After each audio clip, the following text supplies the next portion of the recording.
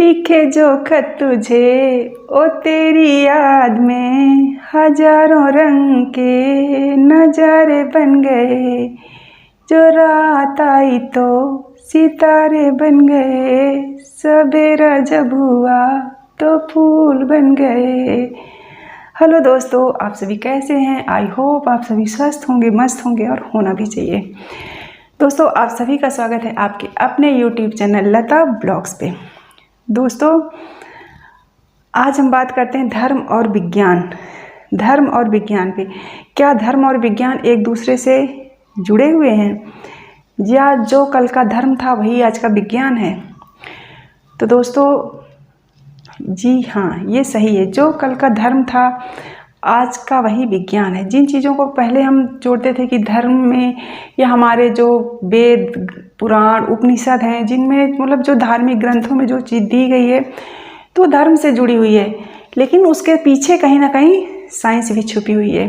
पर तब के समय में वो चीज़ें धर्म से जुड़ी थी, धर्म से रिलेट करके बनाई गई थी, लेकिन आज वो विज्ञान से भी जुड़ी हैं। तो अगर धर्म है तो विज्ञान है, अगर विज्ञान है तो धर्म है। और दोस्तों, ये जो वेद पुराण उपनिषद जो भी हमारे धर्म ग्रंथ और भी जो भी है, जो लिखा गया है आज से हजारों हजार साल पहले लिखा गया था, और उनकी प्रामाणिकता आज भी है। आज भी वो चीज़ें हमारे समाज में, हमारे जीवन पे फिट और सही बैठती हैं। मतलब जिन चीज़ों का समाधान या जिन समस्याओं का समाधान पहले दिया गया वो आज भी लागू होता है और होता है। दोस्तों, आज हम चांद पे पहुंच गए, चांद पे हम पहुंच गए, मंगल पे पहुंच गए, ठीक है ना। इसके लिए हम PSLV है, GSLV है, ये सब यूज़ करते हैं ना चांद पे पहुंचाने के लिए। लेकिन पहले क्या था कि पहले भी था वही चीज़ें। आज हमें ग्रहों के बारे में, नक्षत्रों के बारे में बहुत सी जानकारियां हैं कि कैसे क्या होता है, क्या नहीं होता। और दोस्तों, ये जानकारियां आज तो टेक्नोलॉजी है, तब हमारे पास है। और सोचो, आज से हजारों हजार साल पहले जब टेक्नोलॉजी नहीं थी, लेकिन तब भी ये चीज़ें बताई गई हैं, ग्रहों से जुड़ी, नक्षत्रों से जुड़ी, और जो बताया गया था वो आज भी सत्य है। मतलब वो गलत नहीं था, जबकि कोई टेक्नोलॉजी नहीं थी, कुछ नहीं था, लेकिन ज्ञान था। पर वो आज हमारे धार्मिक ग्रंथों में है तो हमें लगता है धर्म से था, लेकिन कहीं ना कहीं साइंस थी। तो इसका मतलब पहले अगर धर्म था, तो अगर हम इस जीवन की, अगर पृथ्वी की बात करें तो समझ आती है। हम अंतरिक्ष की बातें भी जो बताई गई वो भी सही हैं। तो धर्म और विज्ञान एक दूसरे से जुड़े हुए हैं। जैसे दोस्तों, अब हम इनको देखते हैं। आज के समय में आप लोग IVF सब लोग जानते होंगे, इन विट्रो फर्टिलाइजेशन, जिसको हम बोलते हैं IVF। और ये उन लोगों के लिए वरदान है जिन लोगों को आज बच्चे नहीं हो सकते किसी कारण, बस नॉर्मल तरीके से, तो लोग IVF करवाते हैं और मातृत्व सुख भी उठाते हैं। आप सबको पता होगा। तो दोस्तों, IVF तो आज आया, हम अभी कुछ सालों से देख रहे हैं इसको, लेकिन अगर आप पीछे जाओगे, आप अपने, अगर हम गीता पढ़ते हैं या वेद पुराण उपनिषद पढ़ते हैं, तो ये उसमें भी दिया गया है। तब भी सब कुछ था। कैसे था? अब आप ये देखो कि जब कंस ने देवकी और वसुदेव को कारागार में बंद किया, जब ये भविष्यवाणी हुई कि जिसे तो इतने प्यार से ससुराल भेजने जा रहा है, उसी के 8वें पुत्र द्वारा तू मारा जाएगा, तो कंस ने क्या किया? वसुदेव और देवकी को कारागार में डाल दिया। और चूंकि 8वें पुत्र द्वारा मारा जाएगा, तो उसके जितने पुत्र हो रहे थे उनको एक एक करके कंस मार रहा था। और दोस्तों, एक बात और याद रखना, जो वसुदेव शब्द है, तो ये देवकी और वसुदेव, ये कृष्ण के पिता थे वसुदेव। और जो वासुदेव शब्द यूज किया गया है वो कृष्ण के लिए यूज किया गया है। तो जो वसुदेव थे वो कृष्ण के पिता थे, और अगर वासुदेव बोला जाए, कहीं ये बोला जाता है, तो वासुदेव ये कृष्ण के लिए यूज किया गया है। तो चूँकि कंस जितने भी बच्चे पैदा होते थे कंस मार देता था, क्योंकि उसे उस 8वें पुत्र का इंतजार था कि जब 8वां आएगा तो मैं उसको भी मार दूंगा, तो वो मुझे मार ही नहीं पाएगा। उसके पहले जब देवकी 7वीं बार गर्भवती हुई, तो वसुदेव की पत्नी थी रोहिणी, वो कारागार में उनसे मिलने आई। जब मिलने आई तो उस टाइम देवकी क्या थी? प्रेग्नेंट थी। तो अब देवकी को तो पता था कि अगर ये मेरा बेटा यहाँ कारागार में पैदा होगा तो कंसी से भी मार देगा। तो उन्होंने बोला कि बहन, क्या आप मेरा एक गर्भ अपने पेट में धारण कर सकती हो? क्योंकि अगर आप इसे धारण कर लोगी तो मेरा बेटा बच जाएगा, और अगर नहीं हो, मतलब यहाँ पे पैदा हुआ, मैं इसे जन्म दूंगी तो ये मर जाएगा। तो दोस्तों, देवकी ने क्या किया था, वो गर्भ रोहिणी के पेट में स्थापित कर दिया। अब स्थापित कर दिया और इसके बाद फिर वही कौन बने, उस जो बलराम थे, तो बलराम का जन्म किससे हुआ था? रोहिणी से हुआ था, वो रोहिणी से हुए थे। और इसके बाद जो 8वीं संतान थी कृष्ण, वो देवकी से हुए। तो अगर गर्भ को एक महिला से दूसरी महिला में स्थानांतरित किया गया, इसकी कल्पना तब की गई थी ना, की गई, मतलब कि ऐसा हो सकता है, ऐसा होता था या हुआ, हम सब ग्रंथों में पढ़ते हैं, ठीक है ना, धार्मिक ग्रंथों में। लेकिन आज वर्तमान में हम देखते भी हैं ना, ये IVF क्या है, वही है ना कि पुरुष के शुक्राणु और महिला के अंडाणु लेके बाहर उनको फर्टिलाइज कराया जाता है, और जब वो एम्ब्रियो बन जाते हैं तो उनको महिला के पेट में इस्टेब्लिश कर दिया जाता है और फिर बच्चों का जन्म होता है। तो कल्पना कहाँ हुई है? हमारे ग्रंथों में हुई ना, धर्म ग्रंथों में। लेकिन आज वही हमारी टेक्नोलॉजी है या हम उसे साइंस मानते हैं। सॉरी दोस्तों, इस तरह से बहुत सारी चीज़ें हैं कि अगर हम देखेंगे तो हमें मिलती हैं। जैसे मेघदूत का कालिदास है, उसमें कालिदास में जो उसका पात्र है, मतलब नाटक का जो पात्र है, तो वो अपनी पत्नी को बादलों के द्वारा संदेश भेजता है, बादलों के द्वारा संदेश भेजता है।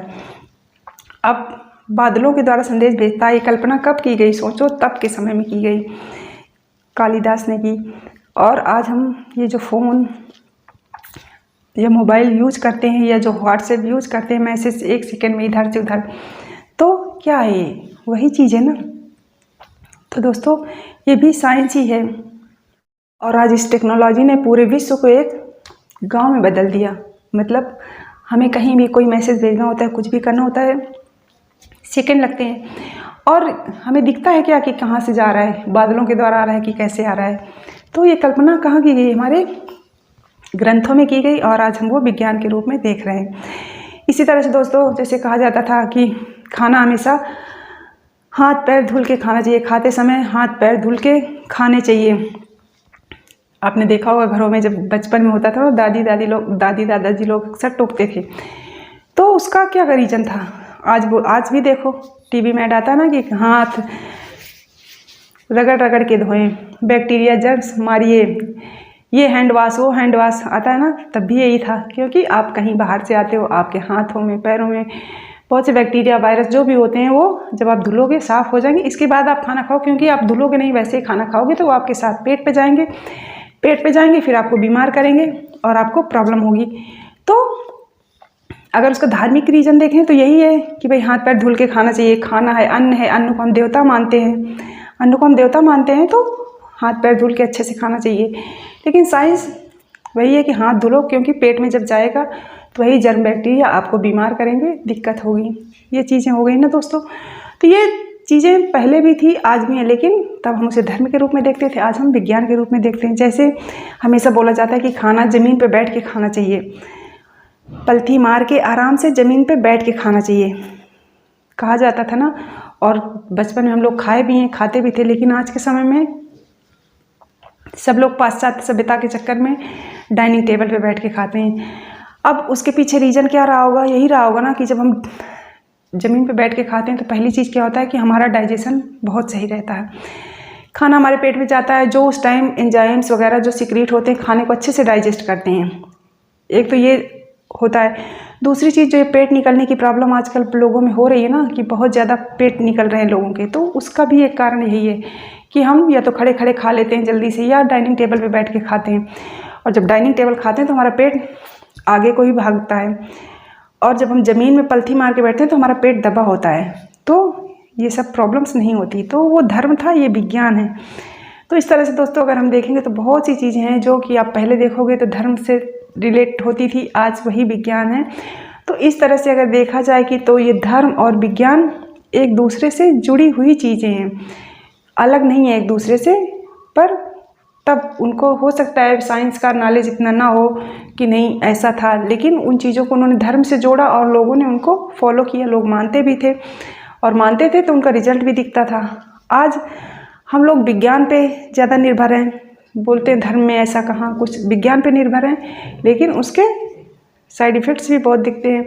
और दूसरी जो हमें पाश्चात्य सभ्यता के चक्कर में पड़ रहे हैं ना कि नहीं हमारे घर में डाइनिंग टेबल होना चाहिए, हम डाइनिंग टेबल में बैठ के खाते हैं, हम नीचे बैठ के नहीं खा सकते। तो बहुत से लोगों को प्रॉब्लम होती है कि उनसे बोल दो कि आप पलथी मार लो, अलथी पलथी मार के बैठ जाओ, लोग नहीं बैठ पाते क्योंकि पैर कभी मोड़े ही नहीं, वैसी ज़रूरत ही नहीं पड़ी तो वो मुड़ते भी नहीं।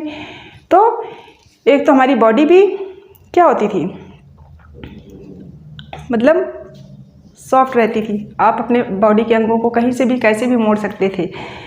और आजकल तो लोग अलती फलती मारना ही भूल गए हैं। फ्लेक्सिबल रहती है हमारी बॉडी। और जब आप चेयर में बैठोगे उठोगे, कभी नीचे ज़मीन में नहीं बैठोगे ना, तो क्या होता है हमारा हाफ पैर मुड़ता है। हम अगर चेयर में बैठे या सोफे पे बैठे या बेड पे बैठे तो हमारी हाफ बॉडी मुड़ती है, हमारा पैर आधे मुड़ते हैं, पूरे नहीं मुड़ते कभी। तो वही चीज़ है, बॉडी में फ्लेक्सिबिलिटी कम रह जाती है, फिर आगे दिक्कत होती है। और जब हम ज़मीन पे बैठते हैं तो बॉडी हमारी अच्छे से मुड़ती है, फ्लेक्सिबल होती है, हम उसे कैसे भी मोड़ सकते हैं, कैसे भी बैठ सकते हैं। तो ये चीज़ें थी दोस्तों, आपने भी देखा होगा और आप भी सोचना कि क्या सही है या ऐसा है। तो दोस्तों धर्म और विज्ञान एक दूसरे से जुड़े हुए ही हैं, या हम ये कह लें कि एक दूसरे के पूरक हैं। कल वही धर्म था, आज वही विज्ञान है। आई होप दोस्तों आप लोगों को समझ आया होगा, और आप लोगों को अगर मेरा वीडियो पसंद आए तो प्लीज़ लाइक शेयर सब्सक्राइब कर लेना। थैंक यू दोस्तों।